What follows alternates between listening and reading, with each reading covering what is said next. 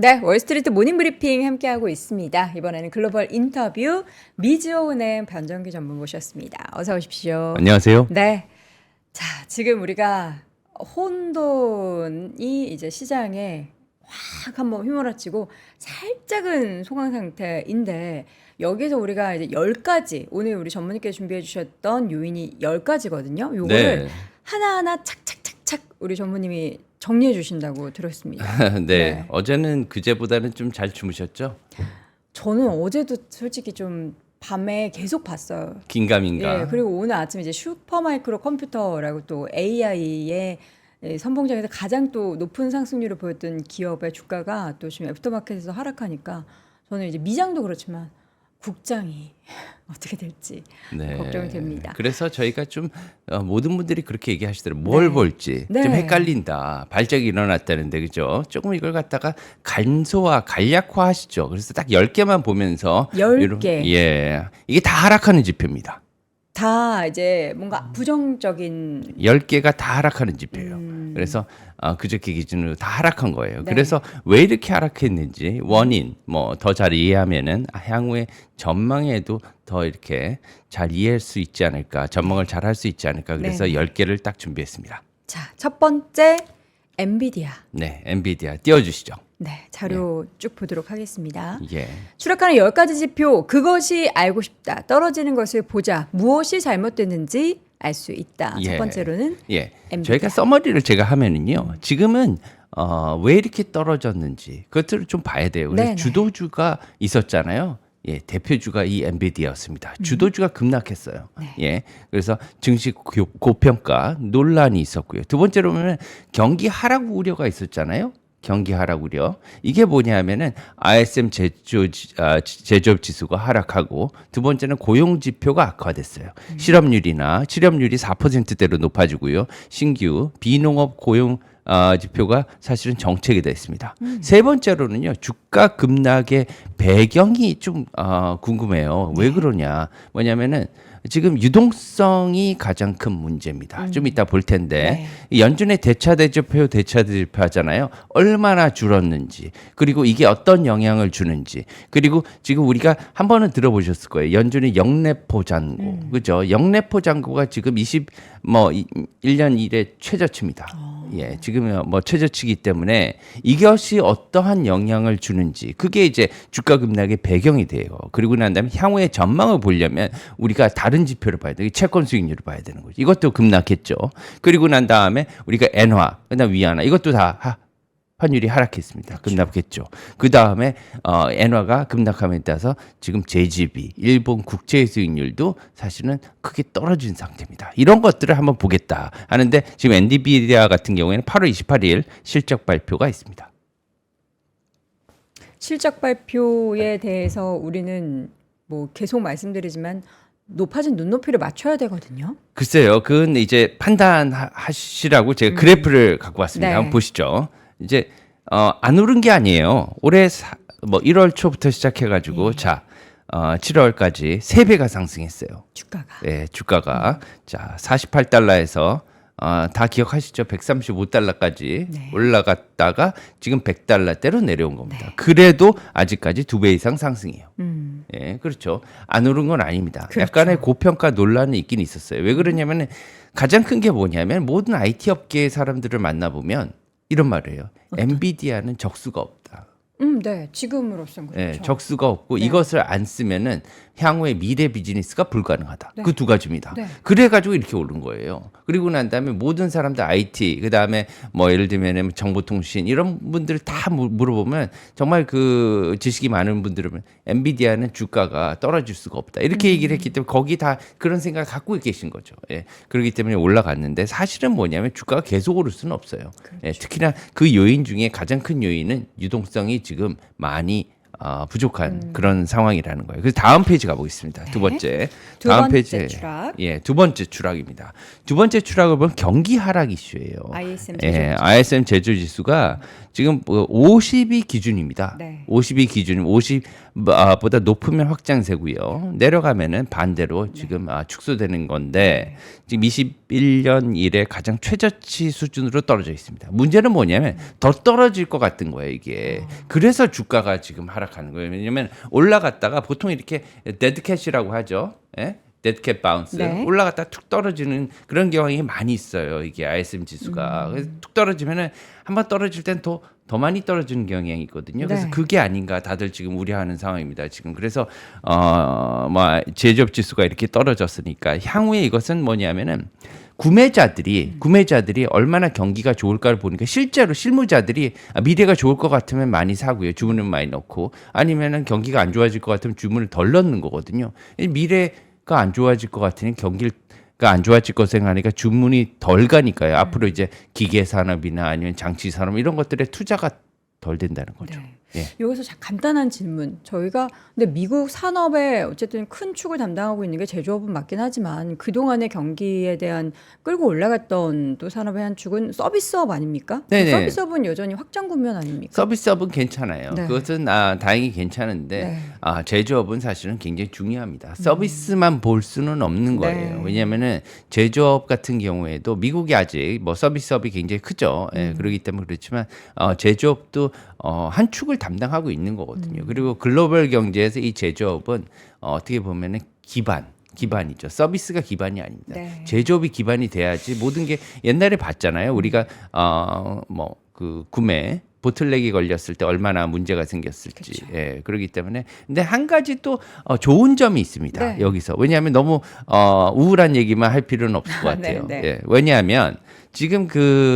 아마 연준이 조금씩 후회할 수도 있어요. 지금 왜냐면 결정을 늦게 금리나 예, 이런 왜냐하면은 데서. 이제 뭐 좀 안 좋은 지표들이 연준이 끝나고 난 다음에 계속 나오고 있거든요. 그쵸. 그래서 이걸 갖다 연준만 탓하기도 뭐 하고요. 근데 뭐 데이터를 더 보고 싶었는데 데이터가 나중에 나온 걸 어떻게 합니까? 근데 그들은 보면 거의 미리 안다면서요. 뭐 그건 잘 모르겠습니다. 제가 근데 뭐 네. 문제도 뭐 판단 미스도 있을 수가 네, 있었는데 지금 안 그래도 더들리 그 뉴욕 전 연은 총재가 네. 내려야 된다 그렇게 강력하게 얘기를 했잖아요. 그래서 기자회견 때도 왜 지금 안 내리냐 그렇게 내려야 된다고 얘기를 하는데 근데 뭐 다른 대답을 하긴 했는데 일단은 지금 사이클상으로는 리플레이션 뭐 인플레이션 경기 둔화 그다음에 경기 침체 이렇게 가는데 이 사이클을 갖다 피할 수는 없어요. 사계절이 오듯이.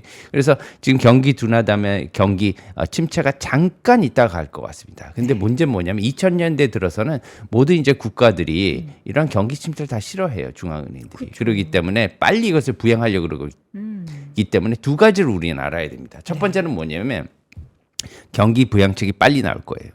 더 빨리 나올 거야. 빨리 나올 거예요. 그래서 주식 투자자들은 너무 전전긍긍할 필요 없다. 그냥 잘 주무시라. 네. 두 번째, 왜냐하면 리플레이션이 빨리 올 거기 네. 때문에. 왜냐하면은 부채를 생각하지 않아요. 문제는 뭐냐면 이제 국가 부채를 생각하지 않고 포퓰리즘이 원인도 있는데 이것을 갖다 빨리 끌어올려야지 국민들이 좋아하거든요. 게다가 또 이제 선거 앞뒤로 있기 때문에 예. 새롭게 정권이 들어서면 맞습니다. 끌어올리겠죠. 예, 당연히 미국은 끌어올릴 거고요. 지금 뭐 해리스나 아니면은 트럼프나 다 둘 중에 지금 누가 문제는 뭐냐면 부채 문제 때문에 그렇지 사실은 이 부양에 있어서 뭐 난색을 표명하지는 않고 있거든요. 우리나라도 금투세가 빨리 해결이 됐으면 좋겠습니다. 그렇죠. 그것이 사실은 가장 큰 걸림돌이에요. 네. 이 주식에 있어서 지금 네. 예, 외국인도 그렇고. 그렇죠. 예. 세 번째. 네, 세 번째가 그리고, 있습니다. 말씀해 주셨던 세 번째는 중요한 겁니다. 이 대차대조표예요. 대차대조표 잔액이 보시면 9조 달러에서 지금 7조 달러까지 내려왔어요. 예, 지금 5월달에 그 FOMC에서 뭐 속도 조절을 했죠. 지금 속도 조절했기 때문에 그나마 지금 7조 달러를 유지하고 있는 거예요. 안 그러면 더 빨리 이런 발작이 왔을 수가 있습니다.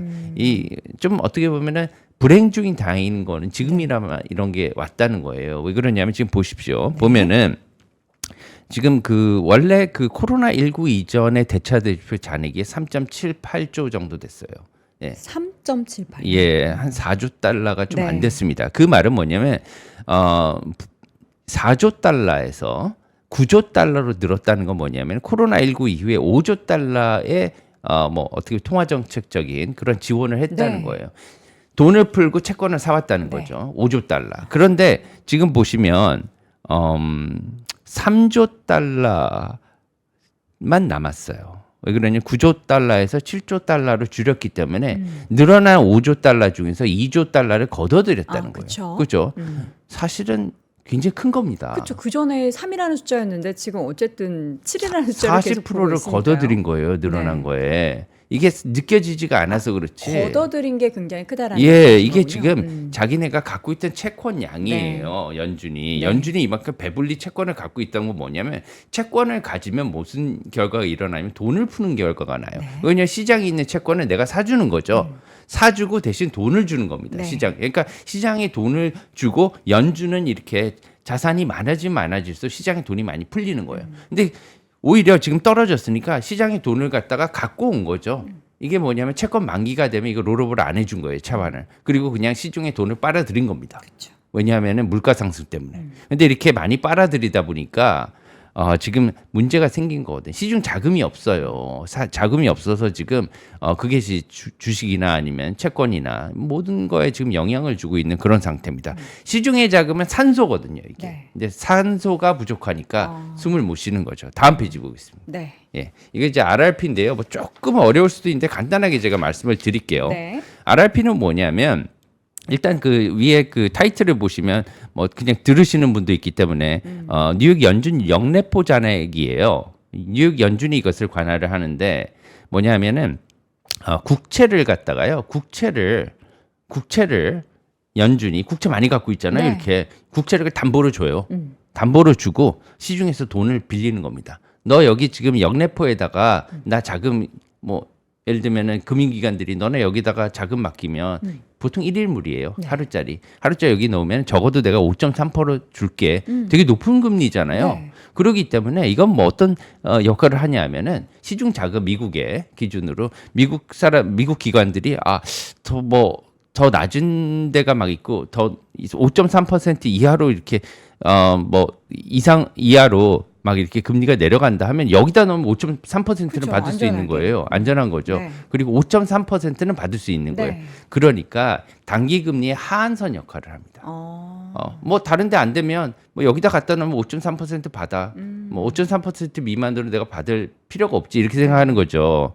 그래서 연준의 이 그 영래포 잔액은 되게 중요한 역할을 해요. 단기 금리 하한선을 지탱을 하고 있으니까. 네. 근데 뭐냐면 이게 계속 지금 떨어져요. 5.3%가 이게 그렇게 낮은 금리입니까? 지금 기준금리가 엄청 5.5%. 네. 뭐냐 하면 자금이 없어요. 지금 단기 자금이 없으니까 자꾸 빨아들였잖아요. 아까 봤잖아요. 네. 자금이 없으니까 다른 기관에서 조금 신용도가 낮거나 이런 데는 뭐냐면 5.3%가 아니라 내가 5.4%, 5.5%더 많이 줄게. 나한테 넣어. 이렇게 하는 거죠. 그러니까 빠져나가는 거예요. 지금 돈이. 지금 이제 두 가지로 시중의 유동성이 점차 고갈되고 있다라는 것을 볼 수가 예. 있네요. 그래서 이 두 가지를 보시면 제가 여기다가 추가 설명 6페이지에다 해놨거든요. 네네. 그래서 시장과 그 QT 있잖아요. 양적 긴축이 이 그 연결고리가 이 연준의 RRP 영래포 잔고입니다. 네. 그런데 이제 금리나 기대감에 차익을 갖다가 노리는 그 채권 투자자들도 있어요. 네. 지금 기준금리가 쭉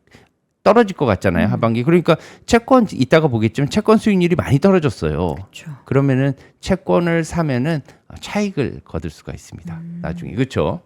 왜냐하면 채권 금리가 떨어지면 그만큼 차익을 얻을 수가 있으니까 채권으로도 몰리고 네. 그다음에 유동성이 없으니까 다른 단기 금리로도 몰리고 하다 보니까 이 연준의 영래포 잔액이 지금 빵꾸가 거의 무용지물이 되는 거예요. 이제 앞으로 이제 아마 이것을 갖다가 어떻게 할지 좀 그렇습니다. 하여튼 그래서 또 이유는 진짜로 돈이 많이 줄은 거예요, 지금. 예. 그래서 실제 유동성이 많이 줄어들어요. 예, 주식 시장으로도 많이 갔죠. 최근까지 주식이 많이. 그래서 지금 보시면 MF 잔액은 그렇게 많이 안 줄었어요. 6조 달러 그대로 있습니다. 예. 그래서 그걸 보면서 시중의 유동성은 이제 말씀해 주셨던 이런 부분도 있지만 MMF 추이를 보면서 유동성이 풍부하다. 주식시장에 더 들어올 돈이 있다. 그러면서 이제 고점의 버블 얘기할 그렇죠. 때 그것만 보면 안 되는 더 거죠. 들어올 거다 했는데 이거 몰린 말고 거죠. 다른 것을 봤더니 네. 시중에 자금이 마르고 있었다. 예, 마르고 있었죠. 지금 연준도 지금 돈을 끌어당겼죠. 게다가 지금 영래포 잔액은 지금 텅텅 비었죠. 예, 그래서 2번은 제가 한번 그 참고로 말씀을 드리는데 지금 위험한 상황이에요. 그래서 거기 지금 어떻게 보면은 이 유동성이 없기 때문에 빨리 금리를 내려야 됩니다. 금리 내리면 주가 다시 올라가요. 금리를 항상 역사적으로 반복합니다. 이거는. 그래서 금리 인하가 꼭 필요했던 시점인데 더 지속하기 위해서 제가 저번 방송에서 한번 미리 얘기를 했었어요. 뭐냐면은 이게 금리 인하가 필요하다 아직까지 지금은. 근데 그게 없었던 거죠. 지금. 선제적으로 했어요. 예, 그게 있어야지 계속해서 모멘텀이 이어가는데 정체를 계속 보였잖아요. 최근에 6월 달부터. 네. 예. 예. 그래서 그런 것들이 지금 이런 것들이 있을 수가 있기 때문에 빨리 네. 이것을 갖다가 조금 해결을 해야 된다. 왜냐하면 금리 인하기에 이런 크레딧 이슈가 신용 이슈가 터지는 경우도 왕왕 많이 있습니다. 오히려 참고 참았다가 기업들이 그다음부터 터지는 거죠. 이제 다음 페이지 보겠습니다. 다섯 번째. 네. 다섯 번째 추락은요. 미국 고용 상황입니다. 이것도 직접적으로 영향을 줬죠. 예. 7월 비농업 일자리가 전월 대비해서 11만 4천?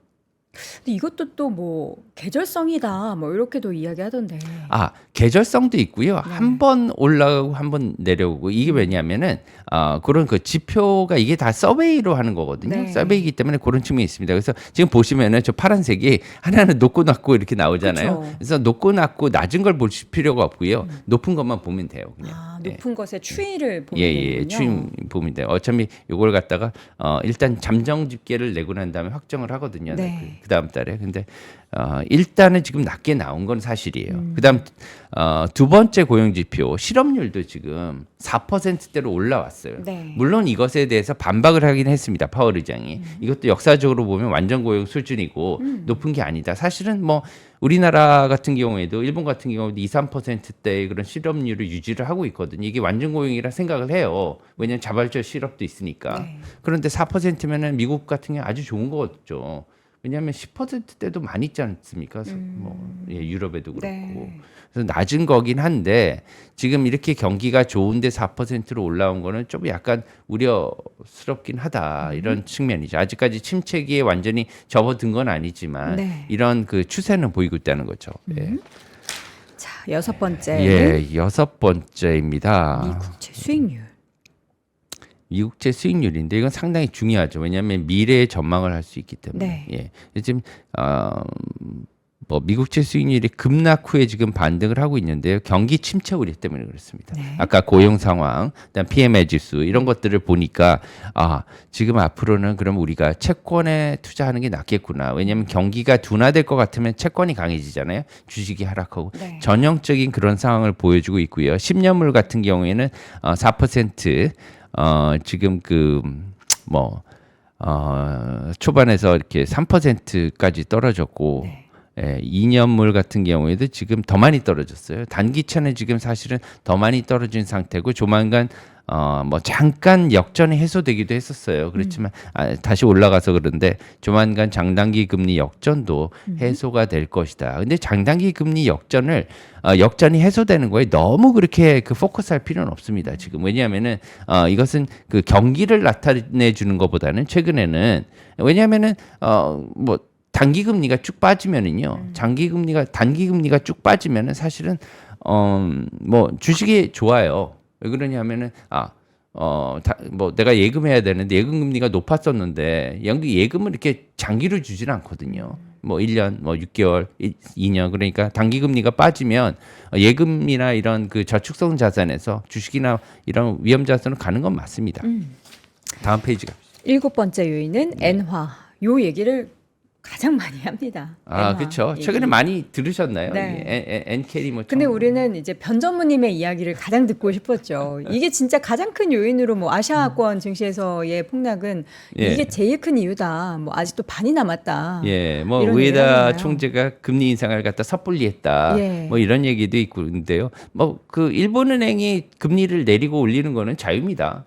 그렇잖아요. 우리나라도 그렇죠. 사실은 한국은행이 우리나라 사람들이 우리 원화의 금리를 올리고 내리는 거 이것도 우리의 그 자유예요. 네. 서방이나 누구에 관계없이. 그렇기 때문에 그 나라의 영향이 우리나라에 미치는 것만 우리가 방비하면 되는데 지금 보시면은 엔캐리라는 얘기가 많이 있어요. 네. 엔캐리가 뭐냐면 이제 그 금리를 중심으로 생각을 해야 돼요. 엔캐리는 환율을 보시지 마십시오. 우선 금리 뭐냐면. 차이를 봐야 되는군요. 예, 금리 차입니다. 엔캐리가 처음에 얘기 나온 게 뭐냐? 와타나베 부인이라고 생각하세요. 와타나베. 예, 와타나베 부인. 네. 와타나베 우리나라 뭐 김씨 이씨 같이 흔한 성씨라서 그렇게 붙였잖아요. 네. 이게 사실은 이렇게 말씀드리면 엄마들이에요. 엄마, 아줌마, 엄마들 같은 경우에는 뭐 전문적인 투자자가 아닌데 엄마 아저씨들이 그냥 그 전문적인 투자자가 아닌데 그냥 그 하라고 그래서 우르르 이렇게. 우르르 가서 일본 엔화를 팔고 네. 호주에다가 넣었더니 4%를 주더라.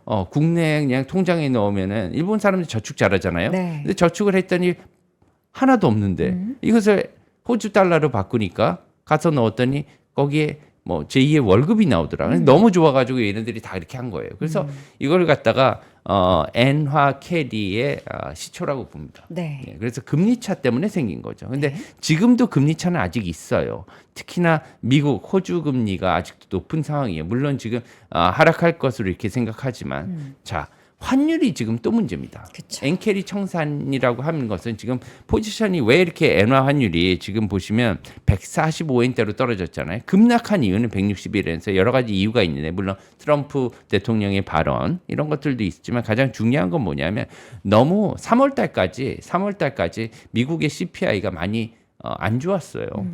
그 말은 뭐냐 높았다는 거죠. 오히려 올라갔잖아요. 1월 달 3.1% 대비해서 3월 달에는 올해 3.5%로 CPI 물가상이 올라가다 보니까 기준금리 인하가 없을 수도 있다 이런 생각이 든 거예요. 네. 그러니까 엔화를 갖다 매도한 세력이 급격하게 늘어납니다.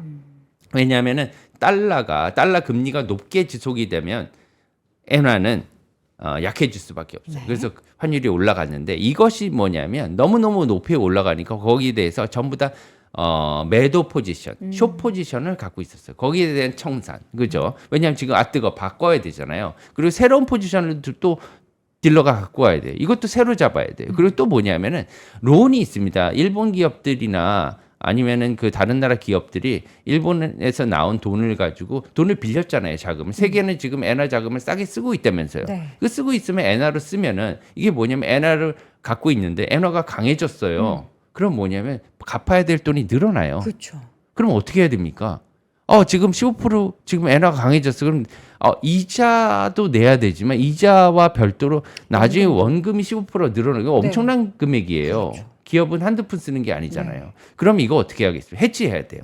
그러면은 또 지금 당장 엔화를 바이하는, 엔화를 매수하는 그러한 파생 상품 해지를 들어가야 됩니다. 그래서 더 빨리 엔화가 또 강세로. 예, 그래서 일본이나 지금 전 세계적으로 뭐 외환 옵션, 환율 옵션, FX 옵션이라고 하죠. 옵션에 대한 지금 그 수요가 굉장히 많습니다. 모든 게 지금 엔화 바이예요. 엔화 매수 쪽으로 갑자기 들어오다 보니까 161에서 지금 141엔까지 떨어졌다가 지금 올라온 거거든요. 네. 어느 정도 진정이 됐어요. 이것은 지금 그런 상황인데 향후에 보시면 앞으로 이러한 엔화 강세는 조금 더 진행될 것으로 보인다. 근데 속도는 조금 제어될 것으로 보인다 이렇게 생각하죠. 그리고 네. 연준과 같은 경우 임시 회의를 열어서 금리 인하를 할 수 있는 가능성도 있습니다. 이거는 뭐냐면 4년 전에 연준이 금리 인하를 할 때 코로나 네.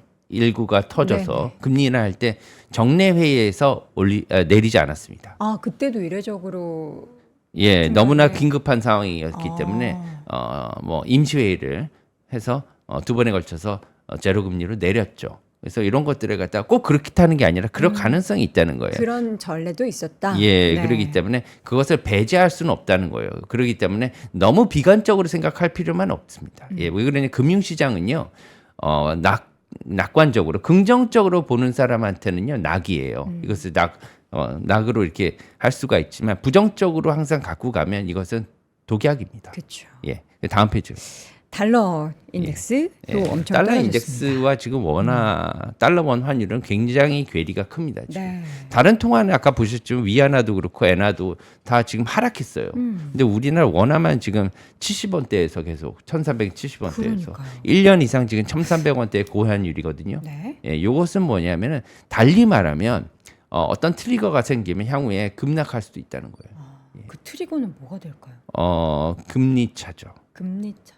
시장 금리차. 지금 이 시장 금리차가 지금 국채 금리도 엄청 떨어졌어요. 우리나라. 예. 지금 장기 금리가 2%대로 내려갔잖아요. 지금 그러니까 아직까지도 10년 기준 1% 시장 금리 차가 있기 때문에 이게 줄어들어야 돼요. 격차가. 그래서 금리 차가 기준 금리가 아니라 시장 금리 차가 줄어들고 그게 역전이 되고 하면 이게 외환 그다음에 수합 이런 파생 상품에 다 반영이 돼서 나중에 금리 그렇게 되면 이제 뭐 환율 시장에서 달러 원 환율이 이제 급락하는 그런 상황으로 가요. 이게 왜 그러냐면은 아직도 우리나라 외환 시장이 해외와 이렇게 단절이 돼 있기 때문에 그런 경향이 있습니다. 네. 다음 페이지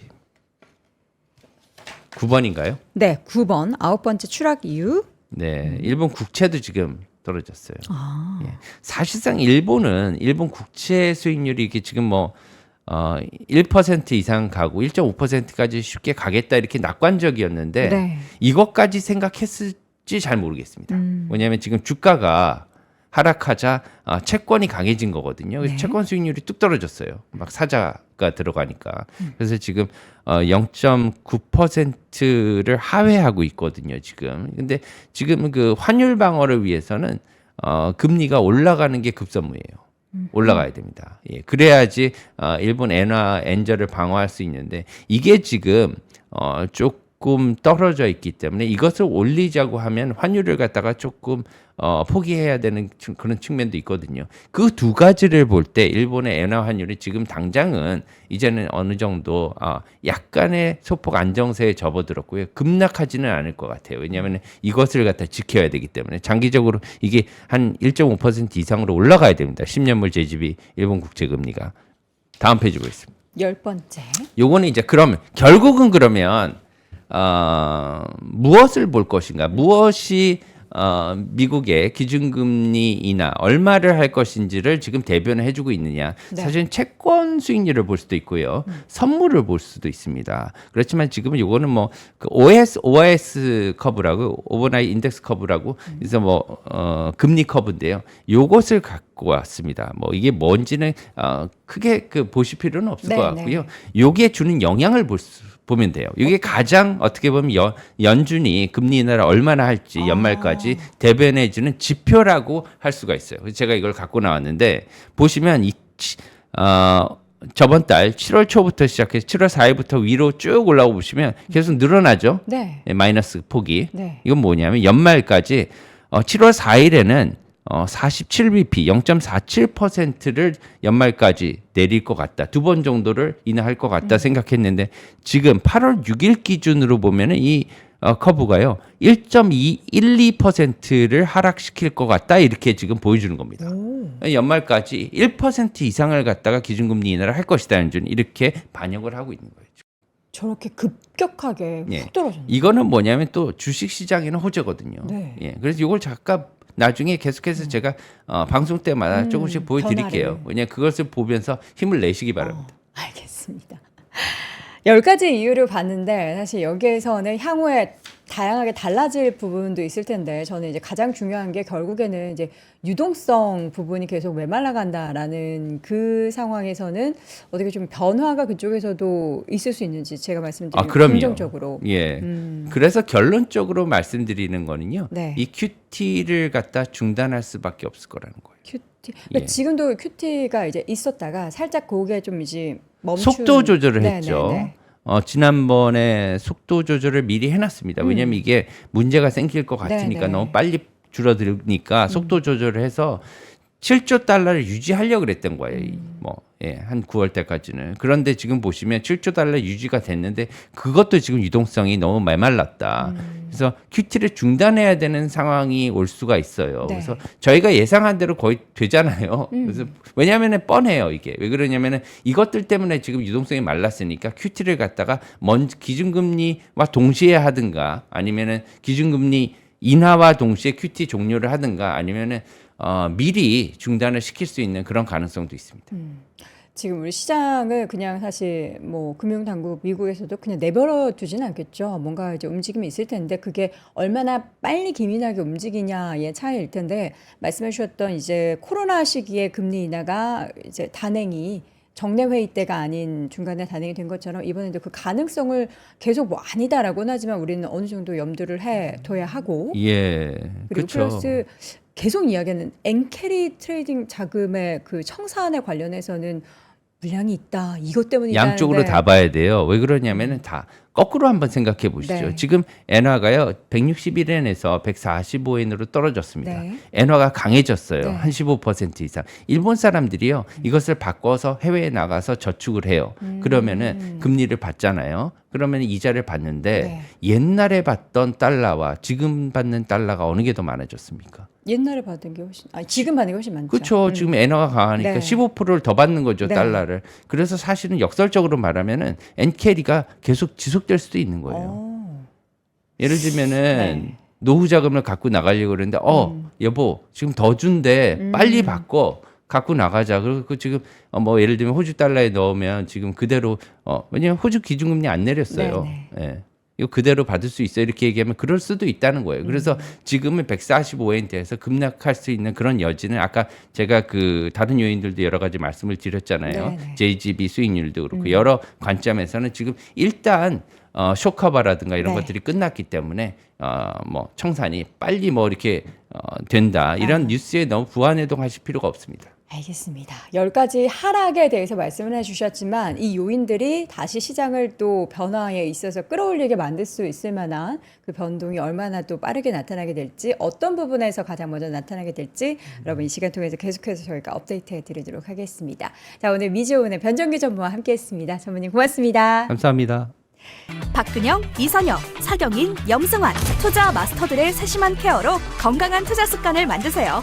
3프로 멤버십 3프로 앱에서 확인하세요.